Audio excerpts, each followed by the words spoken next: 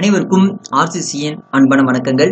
இன்னைக்கு நம்ம 10ஆம் வகுப்பு புவியியல் பாடத்திலிருந்து அலகு 5 இந்திய மக்கள் தொகை, போக்குவரத்து, தகவல் தொடர்பு மற்றும் வணிகம் இந்த பாடத்திலிருந்து பாக்ஸ் கொஸ்டின் என்று நாம் பார்க்க போறோம்.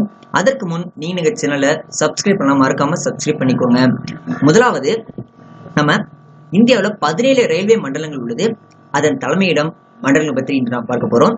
முதலாவது வடக்கு ரயில்வே மண்டலம் புதுடெல்லியை தலைமையிடமாக கொண்டு செயல்படுகிறது. வடக்கு ரயில்வே மண்டலம் புதுடெல்லியை தலைமையிடமாக கொண்டு செயல்படுகிறது. வடமேற்கு ரயில்வே மண்டலம் ஜெய்ப்பூரை தலைமையிடமாக கொண்டு செயல்படுகிறது. வடமேற்கு ரயில்வே மண்டலம் ஜெய்ப்பூரை தலைமையிடமாக கொண்டு செயல்படுகிறது. வடமத்திய ரயில்வே மண்டலம் அலகாபாத்தை தலைமையிடமாக கொண்டு செயல்படுகிறது. வடமத்திய ரயில்வே மண்டலம் அலகாபாத்தை தலைமையிடமாக கொண்டு செயல்படுகிறது. வடகிழக்கு ரயில்வே மண்டலம் கோராக்பூரை தலைமையிடமாக கொண்டு செயல்படுகிறது.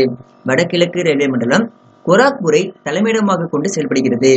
வடகிழக்கு எல்லை ரயில்வே மண்டலம் கவுகாத்தியை தலைமையிடமாக கொண்டு செயல்படுகிறது. வடகிழக்கு எல்லை ரயில்வே மண்டலம் கவுகாத்தியை தலைமையிடமாக கொண்டு செயல்படுகிறது. கிழக்கு ரயில்வே மண்டலம் கொல்கத்தாவை தலைமையிடமாக கொண்டு செயல்படுகிறது. கிழக்கு ரயில்வே மண்டலம் கொல்கத்தாவை தலைமையிடமாக கொண்டு செயல்படுகிறது. கிழக்கு கடற்கரை ரயில்வே மண்டலம் புவனேஸ்வரை தலைமையிடமாக கொண்டு செயல்படுகிறது. கிழக்கு கடற்கரை ரயில்வே மண்டலம் புவனேஸ்வரை தலைமையிடமாக கொண்டு செயல்படுகிறது.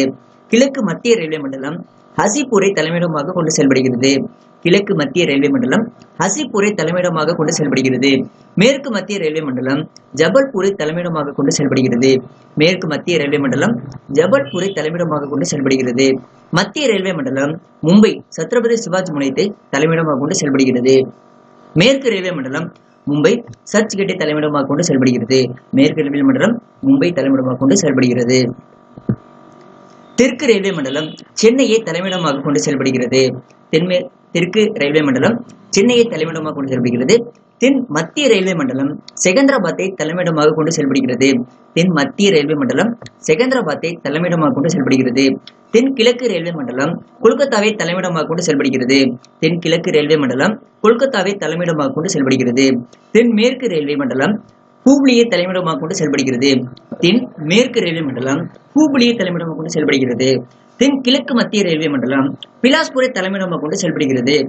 தென் கிழக்கு மத்திய ரயில்வே மண்டலம் பிலாஸ்பூரை தலைமையிடமாக கொண்டு செயல்படுகிறது. அடுத்தது கடைசியா கொங்கன் ரயில்வே மண்டலம் நவி மும்பை. கொங்கன் ரயில்வே மண்டலம் தலைமையிடம் நவி மும்பை.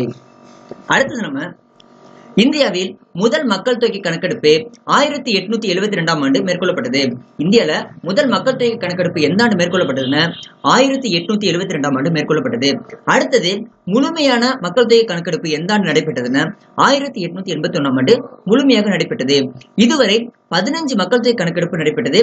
கடைசியாக 2011ஆம் ஆண்டு மக்கள் தொகை நடைபெற்றது. அடுத்து 16வது மக்கள் தொகை கணக்கெடுப்பு 2021 நடைபெற உள்ளது. அடுத்தது ஷெர்ஷாசூர் தன்னுடைய பேரரசை பலப்படுத்தவும் ஒருங்கிணைக்கவும் சாகி ராயல் சாலையை சிந்து பள்ளத்தாக்கில் இருந்து மேற்கு வங்கத்தில் உள்ள சோனார் பள்ளத்தாக்கு வரை அமைத்தார். ஷெர்ஷாசூர் தன்னுடைய அரசை பலப்படுத்துவதற்காகவும் ஒருங்கிணைக்கவும் சாகி ராயல் சாலையை சிந்து பள்ளத்தாக்கில் இருந்து மேற்கு வங்கத்தில் உள்ள சோனார் பள்ளத்தாக்கு வரை அமைத்தார். அடுத்தது கொல்கத்தாவிலிருந்து பெர்சாவர் வரை உள்ள இச்சாலை ஆங்கிலேயர் ஆட்சி காலத்துல கிராண்ட் டங்கட் சாலை என பெயர் மாற்றம் செய்யப்பட்டது. தற்போது இச்சாலை அமிர்தசரஸிலிருந்து கொல்கத்தா வரை நீட்டிப்பு செய்யப்பட்டுள்ளது. அடுத்தது இந்தியாவின் முதல் புறநகர் ரயில் போக்குவரத்து மும்பையில் 1925ஆம் ஆண்டு தொடங்கப்பட்டது. இந்தியாவின் முதல் புறநகர் ரயில் போக்குவரத்து மும்பையில் 1925 தொடங்கப்பட்டது. காத்திமன் அதிவிரைவு வண்டி இந்தியாவின் மிக அதிவேக ரயில் வண்டி ஆகும். இந்த ரயில் வண்டி புதுடெல்லியையும் ஆக்ராவையும் இணைக்கிறது. இந்தியாவின் அதிவிரைவு ரயில் வண்டி எதுனா காத்திமன். இந்த காத்திமன் புதுடெல்லியையும் ஆக்ராவையும் இணைக்கிறது. இந்தியாவின் தேசிய நெடுஞ்சாலை ஆணையம் 1995 நிறுவப்பட்டது. இந்தியாவின் தேசிய நெடுஞ்சாலை ஆணையம் 1995 நிறுவப்பட்டது. இது தரைவழி போக்குவரத்து அமைச்சகத்தின் கீழ் இயங்கும் ஒரு தன்னாட்சி பெற்ற அமைப்பாகும். நண்பர்களே, இன்று நாம் அலகு 5 இந்திய மக்கள் தொகை, போக்குவரத்து, தகவல் தொடர்பு மற்றும் வணிகம் சார்ந்த வினாக்கள் என்று நாம் பார்த்தோம். அதில் இருக்கிற மிக முக்கிய அந்த பாக்ஸ் கொஸ்டின் என்று நாம் பார்த்தோம். நன்றி, வணக்கம். நாளை மற்றொரு விடுமுறை சந்திக்கிறோம். தேங்க்யூ.